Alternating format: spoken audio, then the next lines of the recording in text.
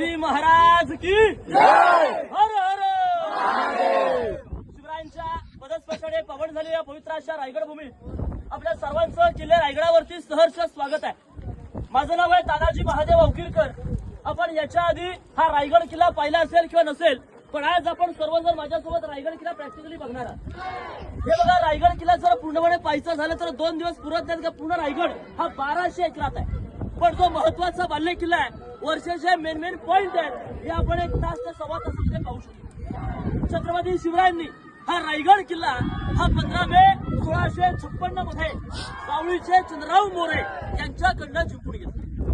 सावळीच्या मोरे म्हणजे आदिलशाहचे सरदार, त्यांच्याकडे चाकरी करत होते आणि त्यांच्या ताब्यामध्ये त्या काळात हे संपूर्णतः जावळीचं खोरं होतं. आता जावळीचं खोरं कुठून?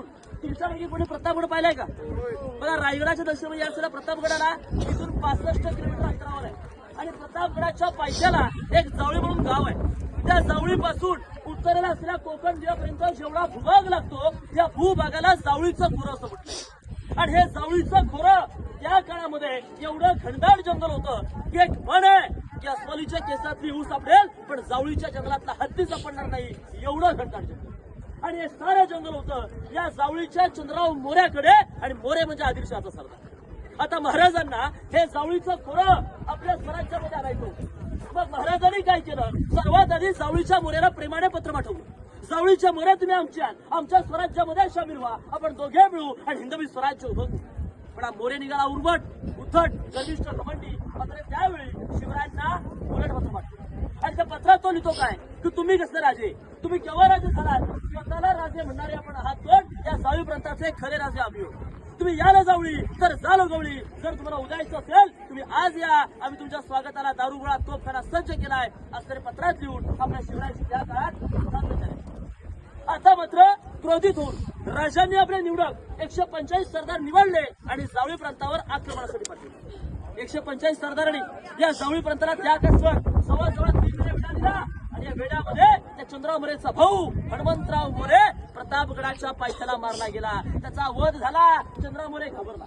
त्याला वाटलं शिवराय आता आपला वध करणार, आपल्याला मारणार. या भीतीने तो 15 मे 1656 ला शिवरायांना शरण आला आणि त्याच दिवशी हे जावळीचं खोरं, रायरीचा डोंगर अर्थात रायगड किल्ला जो आहे हा शिवरायांच्या ताब्यात आला. महाराजांनी किल्ला जिंकला. मग ज्यावेळी शिवरायांनी किल्ला जिंकला त्यावेळी हा प्रत्येक डोंगर होता आणि या डोंगराचं नाव होतं रायरीचा डोंगर. पण जिंकल्यानंतर शिवरायांनी या रायगडावरती जवळजवळ 14 वर्ष कामं केली. 14 वर्षात काय काय बांधलं? 84 पाण्याच्या टाक्या आणि 350. आणि मग महाराजांनी या डोंगराचं नामकरण केलं रायगड आणि रायगडाला त्यांनी राजधानीचा दर्जा दिला. ही शिवरायांची दुसरी राजधानी. महाराजांची पहिली राजधानी पुण्यामध्ये राजगड आणि दुसरी म्हणजे रायगड. आपण सगळे पायी आलात ही रायगडाची समोरील बाजू आहे. रायगडाची मागील बाजू त्याच जिथून लोक रुपये येतात 4 मिनिटांमध्ये. पण खरं सांगायचं झालं, रायगड पाहायचा असेल, रायगड अनुभवायचा असेल तर पायी आलं पाहिजे. पायापर्यंत जात नाही तोपर्यंत आपल्याला या रायगडाचं महत्व कळतं. आपण सगळे पायी आला, दोन्ही ग्रुप पायी आले जाते. येताना जो काय पॉईंट त्याची माहिती थोडक्यात आपण घेणार आहोत. मी सोबत तुमच्या नव्हतो, त्याची माहिती आपण आता इथे घेऊया. तुम्ही सर्वात सगळ्यात सुरुवातीला पाहिला खालचा एक बुरुज पाहिला, खुरगडा बुरुज पाहिला का? काय जरा सुरुवातीला बघा चित्तोदराच्या समोरच खुरगडा बुरुज आहे. त्याला खुरगडा बुरुज म्हणण्याचं कारण असं की बोलायला गेलं तर त्या काळात तो पहिला चेकपोस्ट होता रायगडाचा, म्हणजे पायऱ्यांच्या वरचा. त्या काळामध्ये शत्रूचा ठरून कधी झालं तर त्या शत्रूच्या पहिली भेट लढायचं त्याला खूप लढा असं नाव दिलंय. तो खुरगडा बुरुज आहे. त्याच्यावरती तुम्ही काय पाहिलं तर किल्ल्याचा मुख्य दरवाजा, महादरवाजा. दरवाजा पाहिला का सगळ्यांनी? आता दरवाजा फक्त सगळ्यांनी नजरेसमोर आणा. तो दरवाजा कसा आहे? नागमोडी वळणाचा दरवाजा आहे. गोमुखी द्वार आहे. म्हणजे खाऊन आपण डायरेक्ट आल्यानंतर डायरेक्ट असं समोर बाहेर पडता येते का? नाही. वळण घेतल्यानंतर दरवाजा बाहेर पडतो. दरवाजा तुम्ही जर पाहिला तशी वळण का, गोमुखी द्वार का? विचार करा, जर डायरेक्ट जर सरळ दरवाजा असता आणि शत्रूने जर खालून डायरेक्ट तोफांचा मारा दरवाजा केला, दरवाजा सहज तोडता येऊ शकला असता. पण डायरेक्ट दरवाजावरती खालून शत्रू तोफेने मारा करता येणार का दरवाजावरती? कारण त्याचा आकारच नाही त्याचा. की दरवाजा बघा पूर्णचा लाकडाचा दरवाजा आहे. त्या लाकडी दरवाजाला वरच्या लोखंडी खेळ लावलेत की नाही? ते लोखंडी खेळण्यासाठी जर कोणी शत्रू आक्रमणासाठी आला तर दरवाजा तोडण्यासाठी 2 युक्त करायचं. पहिलं असं की त्या दरवाजावरती जोरदार हत्तीने धडक केली जाईल. विचार करा, त्या दरवाजावर जर जोरदार हत्तीने धडक दिली तर खेळ त्याला एवढे टोकणार आहेत, त्या ठिकाणी तो हत्ती घाळ होईल की दरवाजा कुठे हत्ती घाल यासाठी लोखंडी खेळ लावले. दुसरा उपाय काय करायचे? एक लांब लाकडी ओढका घेऊन धावत धडक दिली जायची. पण विचार करा, धडक त्यासाठी रणस्थळाची जागा लागते, स्पेस लागतो. तेवढा जागा त्या दरवाजात आहे का? तसं जर तोडता येणार नाही. किल्ल्याचा दरवाजा बघा, म्हणजे दरवाजा पूर्ण मजबूत दरवाजा होता तो. दरवाजा पहिला दुसरा दरवाजा उघडता येतोय, बरोबर की नाही? पण तरी सुद्धा तर त्याला एका कोपऱ्यावरती छोटा दरवाजा होता. तुम्ही सगळे कदाचित छोट्या दरवाजा आपल्याला आला असेल, पण मोठा दरवाजा तर छोटा नसेल, बरोबर ना? त्या काळात सुद्धा मोठा दरवाजा कधी खोलायचे? ज्यावेळी पालख्या किंवा घोड्या किंवा राजे स्वतः जर आले तर त्यावेळेस मोठा दरवाजा खुला जायचा. आपल्यासारख्या आम जनतेला त्याकडे एंट्री सुद्धा छोट्या दरवाजालाच होती. एंट्री छोट्या दरवाजाचं कारण असं की विचार करा, त्या काळात शत्रू आपल्या स्थानिक सैनिकांना फितूर आपल्याला ओळखून घ्यायचा. विचार करा, जर आपल्याला जर काही सैनिक फितूर झाले असतील, शत्रू जर मिळाले असतील आणि ते जर शत्रूसोबत शत्रू सैनिक घेऊन जर समोर आले, आपण काय म्हणू? आपण माहित आहे फितूर झालाय, आपण काय म्हणू? हा आपला आपल्याचा माणूस आहे, आपला माणूस आहे. तर त्याच्यासोबत असलेल्या शत्रूने आतमध्ये अटॅक करू शकतो. पण विचार करा, त्या ठिकाणी त्या छोट्या दरवाजाच्या आतमध्ये जाताना एकाच माणसाला जाता येते. आपली ओळखीची माणसं 2-3 आतमध्ये गेली किंवा ही फितूर झाले, पण ते आपले आतमध्ये गेली, पाठचा म्हणून ओळखीचा नाहीये, आपण लगेच त्याला ओळखून दरवाजा लगेच बंद करून त्या शत्रूला लगेच रोखता येणार आहे. म्हणजे एका माणसाला रोखता येतं, मोठा जर जबाब जर त्या दरवाजाने घुसता येणार, त्यांना रोखता येणार होतं का? नाही. म्हणजे त्या दृष्टिकोनातून दरवाजा बनवला आहे. त्या छोट्या दरवाजाला दिंडी दरवाजा, त्या दिंडी मार्ग असतो, तो दिंडी दरवाजा. तुम्ही तो लाकडी दरवाजा पाहिला, लाकडाच्या म्हणजे दरवाजाच्या सगळ्यावरती जर पाहिलं, म्हणजे कमानीवरती जी दगडाची कमानी सगळ्यात वरती आपलं सगळे शेतकरी उमलत्या कणसाचा सिंबल कसं सगळ्यांना माहितीये. त्या उमलत्या कणसाचा सिंबल त्या दरवाजा सर्वात वरती कोरलेला आहे. पहिला करायचं उमलत्या कणसाच्या वरती म्हणजे राजाने संदेश काय दिलाय की राज्य माझं शेतकऱ्यांचं राज्य, कष्टकऱ्यांचं राज्य आहे. म्हणजे शेतकऱ्यांच्या कणसाचा सिंबल दरवाजाच्या सर्वात वरती कोरलेला आहे. आता किल्ल्याचा प्रमुख महादरवाजा. दरवाजा काढून पाहिला तर सर्वात दरवाजे 2 मुख्य बुरुज पाहायला मिळतात, दिसत की नाही? त्या बुरुजांची नाव आहेत, एक जय बुरुज, एक विजय बुरुज. आतापर्यंत तुम्ही बरेचसे किल्ले पाहिले असतील, पण कधी प्रश्न पडला की बुरुज हा नेहमी गोल आकाराचा का असतो? तुम्ही कोणी चौकोनी बुरुज पाहिलाय का? बुरुज कशासाठी असतो की शत्रूच्या ठिकाणावर चढून वरती जाऊन म्हणजे बुरुज बांधतात. मग तो बुरुज गोल असला काय, सरळ अशी भिंत असली काय, किंवा चौकोनी असला काय, त्याच्यावरती चढता येणार का? सरळ किंवा चौकोनी बुरुजावरती चढता नाही येणार, पण तो गोलच काय? कारण असं होतं, विचार करा, अशी जर सरळ तटबंदी असेल किंवा चौकोनी बुरुज असेल, त्याच्यावर जर शत्रूने तोफांचा मारा केला तर त्या तोफाचा पूर्ण पडून तिथे डासण्याची शक्यता जास्त असते. पण विचार करा, बुरुज सुद्धा गोल आहे, तोफगोळा सुद्धा गोल असतो. जर त्याच्यावर जर तोफगोळा टाकला तर तो तोफगोळा स्प्लिट होतो आणि पूर्ण प्रेशर एका जागेवरती पडणार नाही, बुरुज लवकर ढासळणार नाही. या दृष्टिकोनातून तुम्हाला बुरुज हे गोलाकाराचेच पाहिजे. त्यामुळे किल्ल्याचे बुरुज हे गोलाकार असतात. तो किल्ल्याचा प्रॉब्लेम आहे. एकदा का तो दरवाजा बंद झाला की गडावरती यायला त्या काळात कुठलाही पर्यायी मार्ग नव्हता. एकदा का दरवाजा बंद की पूर्ण किल्ला बंद व्हायचा. आता 96 साली पर्यायी मार्ग हा रायगड रोपवे झाला. आज दुसरा मार्ग नाहीये, रोपवे आणि त्या दरवाजा व्यतिरिक्त. त्यानंतर तुम्ही वरतून पाहिले तलाव पाहिलं का? त्या तलावाचं नाव होतं हत्ती तलाव. शिवकाळात राजांनी गडावरती हत्ती आणले होते, हत्ती तलाव. काही जणकार म्हणतात कदाचित त्या तलावाचा आकार सुद्धा हत्तीसारखा मोठा आहे, म्हणून तो हत्ती तलाव. असं तो तलाव आहे, त्याच्या गडावरती आकार आहे. त्यानंतर इथे समोर आपण देवीचं मंदिर पाहिलं. ही मूर्ती जर पाहिली तर शिरक्या देवीचं मंदिर आहे. मूर्ती जर पाहिली तर सुरुवातीची हा जो इथे चौथरा आहे ना, हा शिर्के लोकांचा होता. शिर्के म्हणजे कोण? छत्रपती संभाजी महाराजांची शिर्के गडावरती आणि त्यांचं कुलदैवत त्या देवीला नदीला शिर्क्या देवीचं. आणि त्यानंतर तुम्ही वरती पोहोचलाय, पूर्ण रायगड सर केला आणि आता आपण मेन पॉईंट दर्शनाला सुरुवात करतो. आता आपण हा जो मोकळा परिसरचे मैदान पाहताय, या मैदानाला होळीचं मैदान असं म्हटलंय. जसे आपण खेडेगावामध्ये शिमग्यात मार्च मध्ये होळी पेटवतो, तर शिवकाळामध्ये या जागेवरती मार्च महिन्यामध्ये होळी पेटवली जायची. आज आपण सुद्धा होळी पेटवतो, होळीमध्ये आपण नारळ टाकतो, आणि तो नारळ जो आहे हा आपण काठीच्या साह्यानं बाहेर काढतो. विचार करा, शिवरायांच्या काळामध्ये रायगडावरची होळी मानाची वेळ असायची. आपले राजे आणि होळी पेटवायचे, होळीमध्ये नारळ टाकायचे, पण जो कोणी बहादर त्या पेटक्या होळीतला नारळ आपल्या हातानं बाहेर काढेल त्याला शिवराय 1.25 किलो सोन्याचं कडं आणि मनाचा घोडा हा बक्षीस रूपात द्यायचा. आणि त्या पेटक्या सर आले ना, हो, बोला छत्रपती शिवाजी महाराज की जय. हर हर महादेव. हे बघा, आता आपण सर्वजण किल्ले रायगडावरच्या अतिशय महत्वाच्या जागेत आलोय सर. कारण याच जागेवर 350 वर्षापूर्वी आपल्या शिवरायांचा राज्याभिषेक सोहळा पार पडला 6 जून 1674 ला. आपण प्रत्येकाने राज्याभिषेकाचं पोस्टर छायाचित्र पाहिलं असेल, पाहिलं की नाही? कदाचित सगळ्यांच्या घरात ते लावलेलं सुद्धा असेल. तर ते छायाचित्र पोस्टर याच जागेवरचं याच ठिकाणचं आहे. या ठिकाणी शिवरायांच्या राज्याभिषेकाला बघा, त्या काळात 6000 जनता, 6000 मवळे उपस्थित होते. शिवराज्याभिषेकाला अनेक राजे रजवाडे आले होते, अनेक पाहुणे मंडळी आली होती.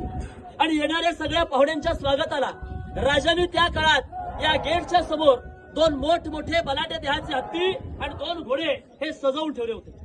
शिवराज्याभिषेक सोहळ्याला इंग्रजांचा वकील आला होता, ज्याचं नाव होतं हेनरी ऑक्झेंटन.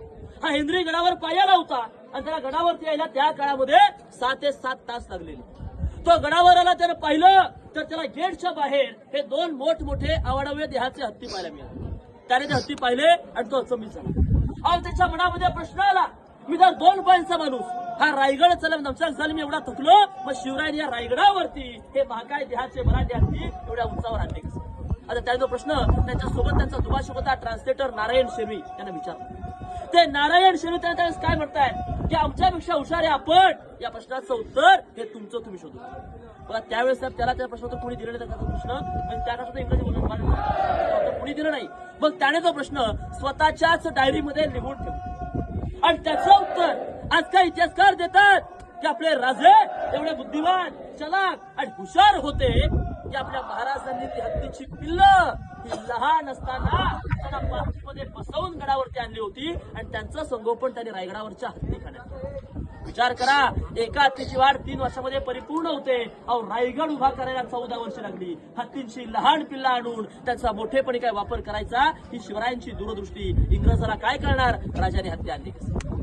त्या मूर्तीवर छत्र बांधल्यामुळे त्या छत्राला म्हटले मेघडंबरी पंचधातूचे आणि ती मेघडंबरी भारताचे 7वे राष्ट्रपती ज्ञानी जयसिंग यांनी ते मध्ये बसवले. आतमध्ये जी मूर्ती पाहताय 6 जून 2009 मध्ये शिवरायांचे 13वे वंशज कोल्हापूरचे युवराज छत्रपती संभाजीराजे भोसले आणि आतील मूर्ती 6 जून 2009 मध्ये बसवली. शिवगडामध्ये सर त्या जागेवर 32 मणाचं सुवर्ण सोन्याचं सिंहासन होतं. एक मन म्हणजे 40 किलो 1280 किलोचं रत्न जडित सुवर्ण सोन्याचं सिंहासन. परंतु 1689 मध्ये त्या औरंगजेबाचा सरदार जुल्फिकार खान त्याने ते घणाचे घाव घालून वितळवून पूर्णतः लुटून तो घेऊन गेला. बघा शिवरायांचा राज्याभिषेक सोहळा पार पडला आणि त्या राज्याभिषेकाचं वर्णन त्या म्हणजे इंग्रज वकिलानं लिहून ठेवलं होतं. तो काय लिहितो मी सांगतो फक्त नजरेसमोर उभा करतो. काय लिहितोय की राज्याभिषेक दरबार आहे हा पूर्णपणे बंदिस्त दरबार होता. याच्यावर संपूर्ण सागाचं छत होतं. वर कुंभार नळ शिकवलं. आतमध्ये पूर्णतः पैठणी कापडं, मखमली पडदे, मशालीचा उजेड आणि गोंड्याच्या फुलानं सजलेला राजांचा भव्य दिव्य दरबार. आणि अशा सजलेल्या दरबारामध्ये त्या तेवत्या मशालींच्या उजेडामध्ये अहो लखलखत्या सिंहासनाच्या प्रकाशामध्ये या ठिकाणी 6000 मावळे आपल्या डोक्यांवर भगवे फेटे घालून, आपल्या कमरेला शेला गुंडाळून, गळ्यांमध्ये कवड्याच्या माळा घालून, आपल्या पिळदार मिशांवरती ताव देत रुबाबदारपणे आपल्या महाराजांच्या येण्याची वाट पाहत. एक नजरेसमोर आणा, या तेवत्या मशिनीच्या उजेडामध्ये या ठिकाणी 6000 मावळे आपल्या डोक्यांवर भगवे फेटे घालून अखेर कसे दिसले. तो दिवस उजळलाय. अहो राजे शनिवारी पहाटे 4 वाजता उठले, स्नान केलं, वस्त्र परिधान करून राजे सर्वात आधी जगदीश्वराच्या दर्शनास गेले. जगदीश्वराचं दर्शन घेतलंय. आई भवानी मातेला नतमस्तक होऊन गड देवता शिरकाई देवीला साकडं घालून राजे पहाटेच्या प्रहरी या नगारखान्यात आतमध्ये आले. राजे तो आतमध्ये येताच इथे जमलेल्या या 6000 मावळ्यांनी एकदम उठून या डोक्यांवरचे भगवे फेटे काढत आपल्या राजांना सर्वांनी वाकून त्रिवार मनाचा मुजरा केला. फुलांचा वर्षाव केला, सुवासिनीने ओवाळण्या केल्या, राजांची दृष्ट काढण्यात. राजे सिंहासनाच्या दिशेने चालत होते. राजांची एक नजर आपल्या भरलेल्या त्या 32 मणाच्या सुवर्ण सोन्याच्या सिंहासनाकडे, तर एक नजर इथे जमलेल्या या 6000 रयतेकडे. या 6000 अवफर दरबाराने 6000 जनतेकडे पाहिलं आणि राजांचं अंतःकरण भरून आलं. अहो पाय थरथरू लागले, डोळ्यातनं अश्रू येऊ लागले. बघा राजे राजे होणार होते.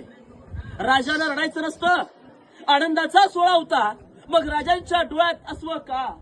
राजांचं पाय थरथरण्याचं कारण काय? अहो कारण होतं की ज्या वीरांच्या जीवावर त्याने हिंदवी स्वराज्य उभं केलं, तो जीवाभावाचा एकही मावळा, एकही सरदार या आनंदाच्या सोहळ्याला त्यांना पाहायला सुद्धा मिळत नव्हता. तर या जागेवर काय पाहायला मिळालं? त्या सरदारांच्या इथं बसलेल्या त्या विधवा बायका, अहो त्यांची ती लहान लहान लेकरं, हे सगळं पाहिलं आणि राजांचं अंतःकरण भरून आलंय. महाराज भरलेल्या हृदयानं लटलटत्या पावलानं सिंहासनाच्या पायऱ्या चढू लागलेल्या आहे. आणि या पायऱ्या त्या आऊस साहेबांना म्हणताय, आऊ साहेब या हिंदवी स्वराज्याच्या पायऱ्या चढतात, आम्हा आमचे मावळे आठवतात. आम्ही ज्या वीरांच्या जीवावर हे हिंदवी स्वराज्य निर्माण केलं, स्थापन केलं, उभं केलं, तो जीवा भावाचा एकही मावळा, एकही सरदार, आमचा एकही बाल सवंगडी या आनंदाच्या सोहळ्याला आम्हाला पाहायला सुद्धा मिळत नाही. आऊसाहेब आम्ही हिंदवी स्वराज्याची पहिली पायरी चढतोय. अहो राज लाख मेले तरी चालतील, पण लाखाचा पोशिंदा जगला पाहिजे असे म्हणणारे बाजी प्रभू देशपांडे. दुसरी पायरी चढतोय हा निसरीच्या खिंडीमध्ये अहो नुकताच मारला गेलेला प्रतापराव गुजर. आणि अहो साहेब आम्ही हिंदवी स्वराज्याची दुसरी पायरी चढतोय. राज आधी लगीन कोंढाण्याचं मग माझ्या रायबाचं असं म्हणणारा माझा ताना नरवीर तानाची माणूस. अशा असंख्य वीरांची नावं घेत राजे लटलटत्या पायानं सिंहासनावर बसले. राजांच्या हातात विष्णूची मूर्ती दिली. विष्णू हा जगाचा पालक. गागा भटांनी आणलेल्या 7 नद्यांच्या 7 समुद्रांच्या पारणे जलाभिषेक झाला. 1000 मोहरा उधळल्या गेल्या. सनई तुतारे चौघडे वाजू लागले. महादरवाजात 21 तोफांची सलामी दिली गेली. अहो त्या क्षणी आई जिजाऊंच्या डोळ्यातनं आनंदाश्रू वाहत. त्या काय म्हणताय की त्या शिवनेरीच्या मातीमध्ये खेळणारा माझा बाळ शिवबा, त्या शिवनेरीच्या मातीचे केले बनवणारा माझा बाळ शिवबा आज 32 मनाच्या सुवर्ण स्यात आढळतोय. किती थंड वाटलं असेल. अहो आज आपण मुलगा भाविकपास झाला की आपण गावभर पेढे वाटतो. त्या मातेचा मुलगा रयतेचा राजा झाला होता. त्या मातेचं स्वप्न साकार झालं होतं. इथं वाटलं राजे चव्हाण गोष्ट लवकर गायब उभी राहा. गोष्ट अशी आहे तिकडे बघा सगळ्यांनी महाराजांनी की महाराज प्रौढ प्रताप पुरंदर क्षत्रिय कुलवंश सिंहासनाधीश्वर महाराजाधिराज योगीराज श्रीमंत श्री छत्रपती श्री शिवाजी महाराज की छत्रपती श्री शिवाजी महाराज की छत्रपती श्री शिवाजी महाराज की हर हर हर हर हर हर. आणि अशा प्रकारे आपल्या शिवरायांचा राज्याभिषेक सोहळा पार पडला 6 जून 1674. गेट पाहताय ना, या गेटचं नाव आहे नगारखानापूर्वी नियम होता. संध्याकाळी 5:30 वाजले याच्यावरती नगारे वाजले की रायगडाचा महादरवाजा बंद व्हायचा. आणि एकदा का दरवाजा बंद झाला की राजांचा नियम होता वरती ती हवा खाली जाईल ते पाणी स्वतः राजा जरी आले तरी त्यांना आज पाहिजे होती. याला नगारखाना असं म्हटलंय. आणि विचार करा या गेटकडे पाहूनच त्या इंग्रजांनी मुंबईचा गेट ऑफ इंडिया उभारला. याला कॉपी केला. हा इंडिया गेट सारखा नाही तर इंडिया गेट याच्यासारखा. याला नगारखाना म्हटलंय. आता नगारखान्यात राजाचं सिंहासन दोघांमधलं अंतर बघाव 200 फुटापेक्षा जास्त आहे सर. शिवकाळात ना इथं लाईट होती ना स्पीकर ना माईक. आज 50 लोक सोबत आहेत पण मला एवढं ओरडावं लागतंय. विचार करा त्या काळात लाईट स्पीकर नसताना त्या शिवरायाचा सिंहासनावरचा आवाज इथे जमलेल्या 6000 लोकांना पोहोचत कसा असेल. तर त्या काळात होती इकोसिस्टम. ते शेवटी राजकीय हळू जर बोलले ना तर त्यांचा तो हळू आवाज सुद्धा या पूर्ण दरवाजा लोकांना क्लिअरली पोहोचायचा सर. आणि दरवाजा व्यक्ती जर इथून काही खुजबूज जर केली तर त्या व्यक्तीचा आवाज इथला आवाज हा राजामध्ये क्लिअर राहील. महाराज की हर हर. मग आता सर्वांना इकडे खाली एक दरवाजा दिसतो का समोर. याच्या खाली रोपवे आहे. रोपवेची लोक येतात 4 मिनिटांमध्ये.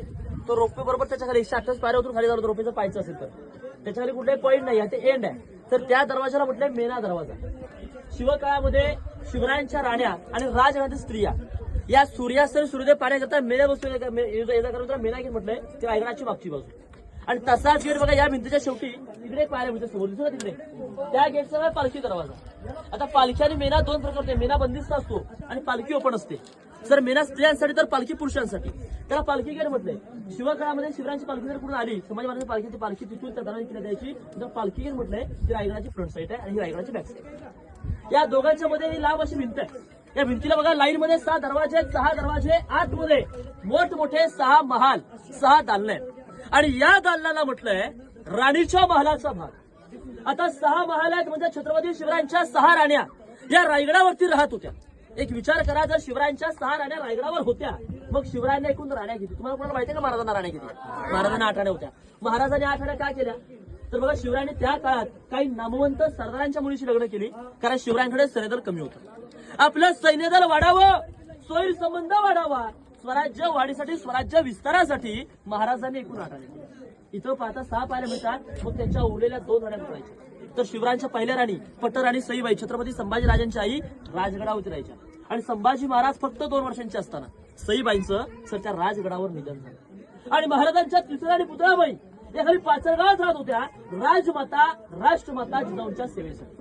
कारण बघा आई जिजाऊंना उतरत्या वयात या रायगडाचं हवामान वातावरण काही सहन होत नव्हतं. त्यांच्या सेवेकरिता पुतळी पाचरगाव राहत होत्या आणि जे उर्वरित 6 राण्या होत्या ते करायच्या. शिवरायांच्या 8 राण्यांची नावं काय तर सईबाई सोयराबाई सगुणाबाई सकवारबाई काशीबाई गुणवत्ताबाई पुतळाबाई आणि लक्ष्मीबाई अशी महाराजांच्या 8 राण्यांची नावं होती. 6 रायगडावर राहायच्या 2 खाली. हे लाईन मध्ये 6 महाराजांची रचना पाहिजे असे जाणार असतो. राणीवाला जे समोर पाहिलं तर चौथऱ्या तुम्ही ज्याच्यावरती बसलाय बघा, 6 राणीवाला समोर हे 6 चौथरे. चौथऱ्यानं म्हटले दासीवटा. दासी म्हणजे काय, त्याच्या काळात नोकरचा म्हणजे महाराजांच्या राण्यांच्या काळात दासी होत्या, नोकर सगळे इथे राहायचे. राणीला कुठलंही काम करायचं असेल तर राणी आपल्या दासी करून गेला, दासांच्या दासीवटा अर्थात याला सर्वंट क्वार्टर्स म्हटलंय. ही सगळी नोकरचा करायची. या रेल्वेच्या खाली पडलेले वाडे बघा, ते वाड्यामध्ये सगळे प्रधानमंत्र्यांचे वाडे. राजांचे एकूण 8 मंत्री 8 मिनिस्टर्स होते, जे इथूनच संपूर्ण 365 गडांचा कारभार पाहिजे. तर जसं आज आपल्या देशाचा कारभार दिल्लीमध्ये मंत्रालयात चालतो, त्या का सगळा कारभार तुम्ही करायचा ही सगळी खाली मंत्र्यांची घरे. आपण मंत्र्यांची नाव ऐकली असतील, अनाजी पंत, हंबीरराव मोहिते, निराजीरावजी, बाळाजी अवजी, रघुनाथ पंडित, हे सगळे जे मंत्री सगळे मंत्रीतून कारभार पाहिजे, ही सगळी खाली मंत्र्यांची घरे. इथे जायट आले खड्ड्यात बघा, समोर लोक पाहतात ना इकडे, तर याला म्हटले धान्यांचं कोठार किंवा कायद्यांचं कोठार. म्हणजे रायगड किल्ल्याला जर शत्रूने वेढा दिला आणि बाधीची जर वेळ आली तर रायगडावर राहणाऱ्या लोकांना 3 महिन्यापर्यंत पुरेल एवढं धान्य शिवराय या ठिकाणी आधीच आणून ठेवायचे. पण शिवराय नंतर या रायगडावर आले पेशवे, आणि पेशव्यांनी बघा याचा वापर कैद्यांचं कोठार म्हणून केला. म्हणजे जो गुन्हा करेल ना त्याला 7 दिवसापर्यंत याच्या आतमध्ये डांबून ठेवायचं. त्याने जर त्याचा गुन्हा 8व्या दिवशी कबूल केला नाही, त्याला इथून बाहेर काढायचं, एका पोत्यात भरायचं, त्या पोत्याचं तोंड बांधून रायगडाचं उत्तरेचं टोक टकमक टोकावरनं त्याला खालच्या दरीमध्ये फेकून द्यायचं.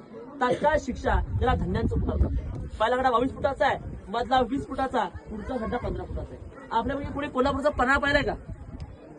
कोल्हापूरचा पन्हाळा जाणं झालं तर बघा, स्वराज्याचं सर्वात मोठं धान्य कोठार पाण्यावर. त्या ठिकाणी सुद्धा 3 आहेत, त्याची नावं आहेत गंगा, यमुना आणि सरस्वती. सारखे 55 खोलीचे आहेत. आणि तेथे धान्य जर आपण वरून टाकलं, काढायला बाजूने रस्ते आहेत, आतून ते फिरता येतं. पण याला बाजूने रस्ते नव्हते. जर धान्य जर काढायचं असते वरून लाकडी टाकून त्या लाकडाची सगळी धान्य बाहेर काढायचे.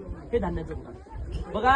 पेशव्याने आपली टफून पुढे जाणार आहात, त्या टोकावरनं छत्रपती शिवरायांनी कधी कुणाला फेकलेलं नाहीये, पण छत्रपती संभाजी महाराजांनी कधी कुणाला सोडलेलं नाही. तो टकमक त्याने अनाजी पंताला हातीच्या पायाखाली दिलं आणि त्याच्या सहकार्याला माळ सावधला त्या टोकावरनं पोत्यात भरून फेकून दिलं. त्या रायगडाचं उत्तर जाणं झालं तर बघा त्या साईडला.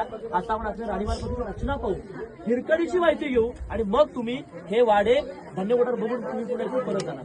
तर आता आपण वाडा तो पहिला बघणार होतो तिकडे, कारण त्या वाड्यामध्ये त्या टॉयलेटची भांडी जे आहेत हे चांगल्या अवस्थेत आहेत. त्यामुळे आपण सगळ्यात आधी तो पहिला, सगळेजण त्याच मला जातील, पहिला मला आपण बघू, त्याची रचना बघू, मग तुम्ही 5 निवांत पुन्हा समाधी या.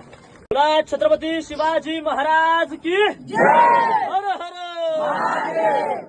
बघा आता आपण ज्या महालात आलो आहे, पूर्वीच्या काळात एका राणीसाठी एवढा एक महाल, असे 6 राण्यांचे तुम्हाला लाईन मध्ये 6 महाल पाहायला मिळतील. सगळे महाल सारखे, सगळ्याची रचना सेम.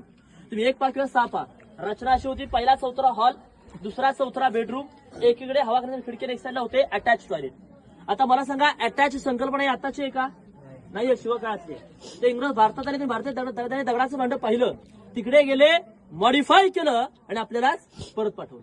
आज आपण काय म्हणतोय, वेस्टर्न टॉयलेट, कबोर्ड इंग्रजी कॉपी केलं. संकल्पना राजनीती भांडवल आज सुद्धा बघणार आहोत.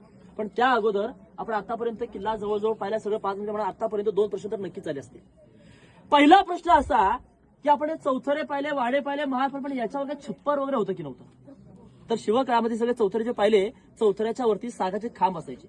स्वतः चौथऱ्या समोर सांगतो ते उभे करा नजरेसमोर. चौथरा बघा, आज हा चौथरा आहे. चौथऱ्याच्या बाजूला सागाचे खांब, खांबाच्या वर सागाचं छत, छताच्या वर कुंभार द्यायची मातीची गोल आकाराची कौलं, बाजूने पूर्णतः लाकडाच्याच भिंती, आतमध्ये पूर्णतः पैठणी कापड, मखमली पडदे, मशालीचा उजेड आणि गोंड्याच्या फुलांना सजलेले भव्यदिव्य महाल.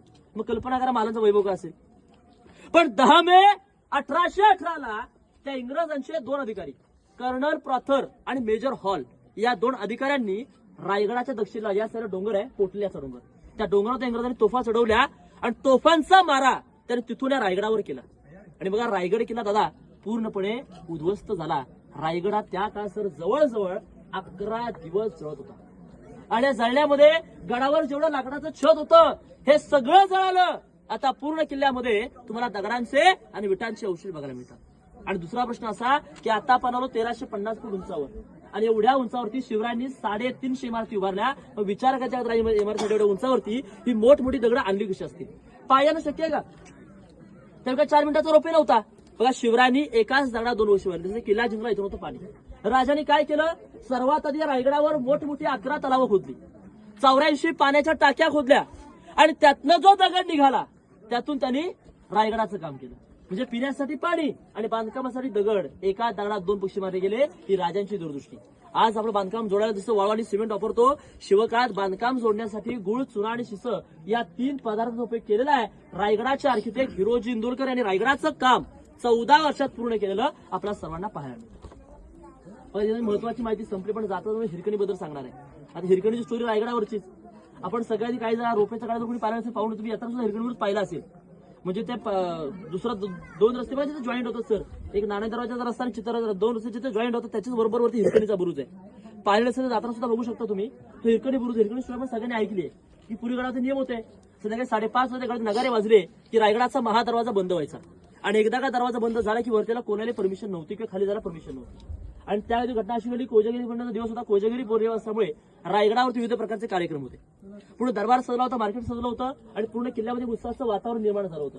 आणि कोजागिरी असल्यामुळे राजाने खालच्या सगळ्या गवळींना दूध गडावरती बोलवलं होतं की सगळं दूध आम्हाला गडावरती पोचवा.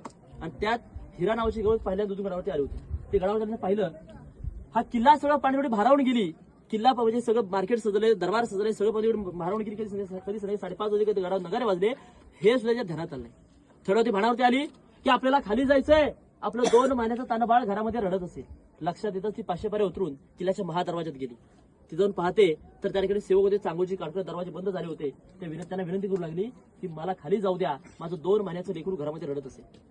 पण त्या काळात ते चांगोजी काढकर हिराला म्हणतात की हिरा, आम्हाला राजांची आज्ञा आहे की एकदा का दरवाजे बंद झाले की वरती ती हवा, खाली ते पाणी, मी तुला खाली तर सोडू शकत नाही, पण तुझी राहण्याची आणि जेवणाची व्यवस्था मी या रायगडावरती करू शकतो. पण शेवटी आईचं काळीजो त्या मातेला आपल्या नजरेसमोर तिचं ते 2 महिन्याचं लेकरू दिसत होतं. ती 500 वर्ष पुन्हा रायगडावरती आली. वरच्या 100 एकर पसरा वेळा दिला. कुठल्याही मार्गाने त्याला रस्ता सापडे ना. अखेर त्या पश्चिम टोकावरती गेली. तुमचं घर खालचं दिसू लागलं. ते निर्णय केला की आता काही जरा आपण कडातून खाली जायचं. शेवटी रात्रीच्या सुमारास पडत झडत धडपडत तो पश्चिमेचा कडा उतरून सरती घरापर्यंत पोहोचला. सकाळ जरी गावात बातीपासून हिरारावची गवळण रात्री रायगडावर राहिली होती, पण त्यातून पायी मार्गाने खाली गेली. ती गेली कुठे? पण मी राजांना काळात राजा काही सैनिकांना घरामध्ये पाठवलं तर काही सैनिक गडावरती शोधून पाठवलं. जे सैनिक घरी गेले होते त्याला हिरा घरी सापडली. आता सैनिकांना 5 हिरा घाबरलेल्या वाटा. मग राजाचा नियम मोडलाय किंवा राजे आपल्याला शिक्षा वगैरे करणार की झालं नाही. राजा काम करा, ते मातेच्या बाळाला पालखी गडावरती घेऊन या. त्या दरबारात आणण्यात आलं. शिवरायांना विचारलं, हिरा तू रात्री खाली गेलीस कुठून? हिराने घडीला हकीकत सांगितलं. राजाने विश्वास बसे ना की रायगडाचा कडा उतरून जाणं अशक्य आहे. हिरा शिवराय म्हणते हिरा काम कर, मग तू कडा दाखव. ती माता राजा त्या डोंगर पाण्यात राजू अचंबित होत. जो कडा पाहण्यात आपण घाबरतो तो कडा माता बाळासाठी उतरली. हिरा राजे त्या हिरा म्हणते, हिरा काम कर, हा कडा जो आहे मला आता ह्यावेळेस माझ्यासमोर उतरून दाखव, मला उतरताना पाहायचंय. त्याची माता राजा म्हणते, राजे मी रात्रीच्या समोर कडा उतरले, त्या नजरेसमोर माझ्या नजरेसमोर माझं बाळ दिसत होतं आणि आत्ता दिसते ती फक्त खोलदरी, मी खाली उतरू शकत नाही. शिवने त्याच ठिकाणी हिराचा साडीचा संस्कार केला. बाळ होतं, त्या बाळाला दिवशी म्हणत की वा बहादरा, याईचं दूध होतोयस, दूध लवकर मोठा हो आणि आमच्या स्वराज्यामध्ये छान. महाराजांनी त्या बाळाचं नाव ठेवलं झुंजारराव. बुरुजाला नाव दिलं हिरकणीचा बुरुज आणि वाडीला नाव दिलं हिरकणी वाडी. ही स्टोरी आपण सगळ्यांनी ऐकले, पाहिले, वाचले आहे की नाही? काही जण चित्रपट देखील पाहिला असेल. पण हिरकणीची कविता आहे, जी कविता कुठल्या पाठ्यपुस्तकात लिखित स्वरूपात नाही. कविता अशी आहे की रायगडावर राजधानी ती, रायगडावर राजधानी ती होती शिवछत्रपतींची, आणि कथा सांगतो ऐका आता येथील हिरकणी बुरुजाची. वसले होते गाव तळाशी वाळ सुरे या नावाचे, आणि राहत होते गरीब कुटुंब, गरीब धनगर गवळ्याचे. आई बायको ताना मुलगा, कुटुंब होते छोटेसे, शोभत होत्या हिरा नावत्या तडफदार घरवालीचे. रोज सकाळी हिरा येत असे दूध घेवडी गडावरी, चालत होती उपजीविका त्या लेकीच्या धंद्यावरती. अहो एके दिवशी दूध घालता हिरा क्षणभर विसावली, पण ध्यानी नाही आले तिच्या कधी, सांज भेटवून गेली. सूर्यदेवता मावळता बंद झाले गडाचे दरवाजे, हिरा म्हणाली मनात झाली घरी ताणे बाळ माझे. हात जोडून करी विनवणी, अहो गडकरी खाली जाऊ द्या मला, पण गडकरी म्हणती नाही आज्ञा शिवरायांची आम्हाला. बाळाचे आठव झाली माय माऊली वेडपिसी, तो कडा उतरुणी धावत जाऊनी बाळाला ती घे कुसी. आतुरणीय धाडस पाहता महाराज स्तंभित झाले, साडी चोळी हिरास देवणी प्रेमी सन्मानित केले. कड्यावर त्या बुरुज बांधिला साक्ष आईच्या प्रेमाची, अहो कथा अजूनही ऐकू येते येथील हिरकणी बुरुजाची. कथा अजूनही ऐकू येते येथील हिरकणी बुरुजाची. अशी हिरकणीची कथा होती. शेवटचं 2 काव्य आहेत. पहिलं काव्य असं आहे की अंधार फार झाला, अंधार फार झाला पाहता दिवा पाहिजे, आणि देशाला पुन्हा एकदा आई जिजाऊंचा शिवबा पाहिजे, जिजाऊंचा शिवबा. आणि शेवटचं काव्य असं आहे की राजमाता जिजाऊ जन्माला आल्या. राजमाता जिजाऊ जन्माला आल्या, लग्नामध्ये दिसते तुळस, आणि छत्रपती शिवराय जन्माला आले म्हणून राहिले मंदिरांवरचे उंच उंच कळस, म्हणून राहिले मंदिरांवरचे उंच उंच कळस. ही दिवस संपली आहे. जन वर्ष बोला छत्रपती शिवाजी महाराज की हर हर. आता तुम्ही सगळेजण त्यासाठी टॉयलेटची शिवाजी महाराज की हर हर. बघा आता आपण सर्वजण किल्ले रायगडाच्या फ्रंट साईडला आलोय. तर इथे सर्वात पलीकडे बघा ते विटांची खोली दिसते का तिकडे? इथे 2-3 पॉईंट आहे, सगळ्यांनी व्यवस्थित लक्ष द्या. सर्वात पलीकडे विटांची खोली दिसते का? ती विटांची खोली म्हणजे टाकसाळ आहे. टाकसाळ म्हणजे काय? सर शिवरायचे नाणी, मुद्रा, होन, कॉइन्स, करन्सी तयार करायचे, हे त्याच्या आतमध्ये तयार करायचे. आपल्या शिवरायांची बघा राजमुद्रा तुम्ही सर्वांनी तुम्ही पाहिली असेल, वाचले, ज्याचे ते अक्षर आहेत की प्रतीपचंद्र लेखे वर्धिष्ठ विश्ववंदिता शाह सुनो शिवशेषा मुद्रा भद्राय. या राजमुद्रेचा अर्थ असा होतो की जसा प्रतिपदेचा चंद्र कलेकलेने वाढतो त्याचप्रमाणे शहाजी राजांचे सुपुत्र छत्रपती शिवाजी महाराज यांचं स्वराज्य सुद्धा या चंद्राच्या कोरीप्रमाणे वाढत जावं असा राजमुद्रेचा अर्थ होतो. आणि जेव्हा टाकसाळ मिळतं विटांची खोली पलीकडे टाकसाळ दिसते का सगळ्यांना? त्यानंतर बघा इथे छोटी स्तंभासारखी इमारत बघा, ही दिसते का? ही सर ही इमारत म्हणजे शिवरायांची बाल्कनी, शिवरायांच्या थंडावा करण्याची जागा. ज्या प्रकारे शिवरायांचा वाडा पुढे बघणार आहोत 2 मजल्याचा होता, त्या प्रकारे राजांची बाल्कनी सुद्धा 2 मजल्याची होती. आणि विशेष म्हणजे राजे जर पूर्वी जर याच्या वरच्या मजल्यावर गेले सर की राजाला इथून त्याकडे आजूबाजूच्या 8 किल्ले दिसायचे, जसं की तोरणा, राजगड, लिंगाणा, मकरंदगड, मानगड, चांभारगड, प्रतापगड, सिंहगड. पण वातावरण चांगलं असतं तेव्हा. ही शिवरायांची बाल्कनी. या बाल्कनी सारखेच खालीकडे 2 स्तंभ आहेत. या 2 स्तंभांमध्ये तिकडे जो छोटा स्तंभ आहे त्याला म्हटलं विजय स्तंभ. म्हणजे महाराजांनी पुढे कोणताही किल्ला जिंकला की त्याच्यावरती एक भगवा झेंडा फडकवतो विजय स्तंभ. आणि बाजूला सप्तमनोरे 7 मजली होते. हे शिवरायांच्या राण्यांना हवा खाण्यासाठी याला सप्तमनोरे असं म्हटलंय. हे 7 मजल्याचे होते. एक नजरेसमोर सांगतो नजरेसमोर मी काय म्हटलं की विजय स्तंभ 5 मजली. तो वरचा तुटला तो दुसरा आहे, त्याच्यावरती अजून 3 होते सर. त्याच्या आईची कल्पना करा. त्याच्यापेक्षा उंचा बाजूचा हा वरचा तुटला जरा तिसरा आहे, याच्यावरती अजून 4 होते. याच्या आईची कल्पना करा. आणि पूर्वीच्या काळात याच्या 7व्या मजल्याच्या वर एक मोठी पाण्याची टाकी असायची. पाण्याच्या टाकीमधनं तांब्याच्या पाईपलाईननं पाणी खाली आणून प्रत्येक मनोऱ्याच्या मध्यभागी कारंजे तयार केले होते इलेक्ट्रिसिटी नसताना. हा जो मनोरा आहे आतल्या साईडनं पूर्णपणे पैठणी कापडानं मखमली पडद्यानं मशालीच्या उजेडानं सजलेला होता. आणि याला बाहेरच्या साईडनं बघा छोटे छोटे होले देवळे आहेत. या देवळ्यामध्ये दिवे लावले जायचे. 7 मनोऱ्यात जवळजवळ 366 दिवे लागायचे. एक नजरेसमोर आणा, इथे 5 मनोरे सजलेत, हे 7 मनोरे सजलेत. आतमध्ये कारंजे उडतायत, मशाली पेटलेल्या आहेत आणि बाहेरच्या साईडला 366 दिवे लागलेत. आणि या साऱ्याचं प्रतिबिंब याच्या घरी तलाव गंगासागर त्या पाण्यात पडलं आहे. आपण समोरून पाहतोय. विचार का त्याकडे रायगड वैभवच असेल. ही रायगडाची फ्रंट साईड. ही जी आहे तर ती खोली पाहिजे खड्ड्यासारखी. सर या खोलीला म्हटलं खलबतखाना, गुप्त चर्चेची जागा. म्हणजे महाराजांना जर गुप्त चर्चा करायची असेल तर याच्या आतमध्ये एक 10-12ची रूम आहे. शिवराय आतमध्ये जाऊन चर्चा करायची. आपल्या शिवरायांचे गुप्तेर होते बहिर्जी नाही. बहिर्जी म्हणजे बहुरूपी, जे कोणत्याही प्रकारची वेशभूषा परिधान करून रायगडावरती येत आणि त्याने कुठल्याही गावा किल्ल्याची गुपित बातमी आणली असली की तिथे ती राजापर्यंत पोहोचवली जायची. याला खलबतखाना असं म्हटलं गेलेलं आहे. आज आपण म्हणतो की भिंतीलाही कान असतात, त्यामुळे जमिनी हात जाऊन चर्चा करायचे. हा गुप्त खलबतखाना ही सिक्रेट डिस्कशनची जागा आहे. तुम्ही सगळ्याच्या मोठ्या चौथऱ्यावर उभ्या आहात सर. या चौथऱ्याला म्हटलंय सचिवालय. म्हणजे शिवरायांनी जर त्यांच्या मंत्रिमंडळासोबत कोणती सभा झाली, मिटिंग झाली, तेव्हा सचिवालय म्हटलंय. आणि राजांना भेटायला बाहेर कोणी व्यक्ती त्यांच्यासोबत जर कोणती सभा झाली तर ती सभा याच्या समोर दुसरा आणखी एक छोटासा दर त्याच्यावर व्हायची. त्याला दप्तर किंवा दिवाणी खास म्हटलं जातं. या खिडक्यांच्या मोठा तलाव माहिती घेऊन बघूयात. ज्या तलावाचं नाव आहे तीर्थ गंगासागर तलाव. जो तुम्ही हाती तलाव पाहिला गंगासागर तलाव आहे. शिवरायांचा राज्याभिषेक सोहळा रायगडावर झाला 6 जून 1674ला. आता राज्याभिषेकाला सर काशीवरने गागाभट्ट आले होते आणि गागाभट्टांनी काशीवरने येताना 7 नद्यांचं 7 समुद्रांचं पाणी आणलं होतं.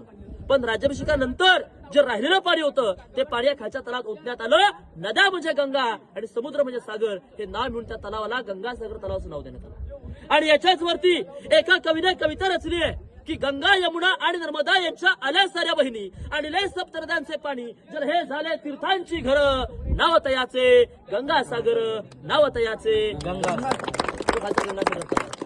जर पाहायचं असेल सगळ्या खिडक्यामधून एकदा बघून घ्या. मग आपण राजांच्या वाड्याकडे जाऊया. फक्त पाहताना रेल्वेच्या आतून जाऊ नका. बघा आज की हे बघा. आता समोर आपण जो हा पहिला चौथरा पाहताय हा चौथरा अतिशय महत्वाचा आहे. कारण बघा त्या काळात सर या चौथऱ्याच्या वर आपल्या शिवरायांचा पूर्वीचा राजवाडा त्यांचा महाल पॅलेस होता, जो त्या काळात पूर्णपणे 2 मजली होता. राजवाडा त्यांचा विचार करा. पूर्णपणे सागाचा वाडा 2 मजली वाडा विचारा. त्या वाड्याचा वैभव कसा आहे. आणि या वाड्यात आपले राजे आपल्या आयुष्याची शेवटची 10 वर्ष राहिले 1670 ते 1680.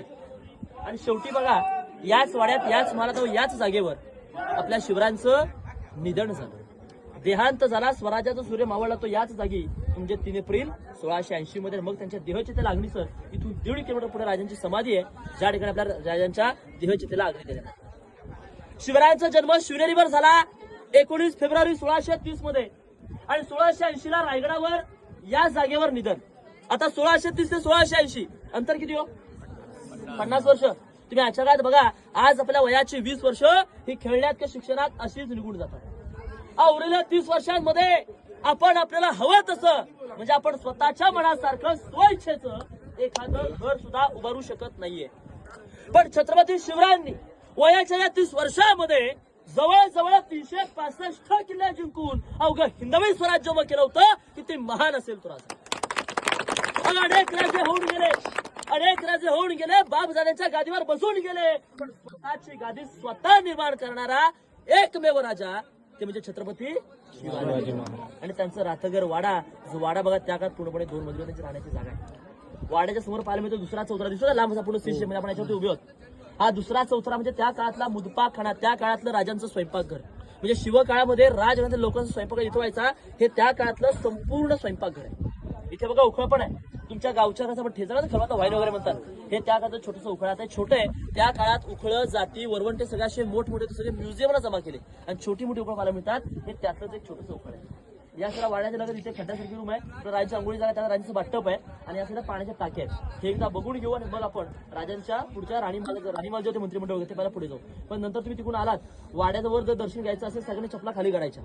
आणि मी तर सांगितले प्रत्येकाने इथली माती कापायला लावून जा, कारण रायगडावरती येण्याचा वेळी पुन्हा येईल असं याची काही गॅरंटी नाही. मग तुम्ही इथपर्यंत पोहोचत तुमचं स्वागत. पण आल्यानंतर या वाड्याला सगळं नतमस्तक व्हा, कारण छत्रपती शिवाजी महाराज, राजाराम महाराज, संभाजी महाराज, आई जिजाऊ या सगळ्यांची पायधूळ या वाड्याला लागलेली आहे. कारण या ते सगळे जण या वाड्यामध्ये राहिलेले आहेत. सगळ्यांनी वाड्या नतमस्तक व्हा.